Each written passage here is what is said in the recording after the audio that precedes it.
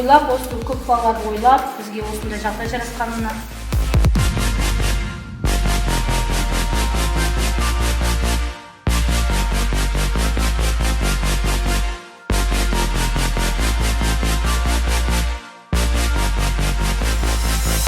Очень хорошо помогаете. Дай Бог вам здоровья, чтобы все было мирно.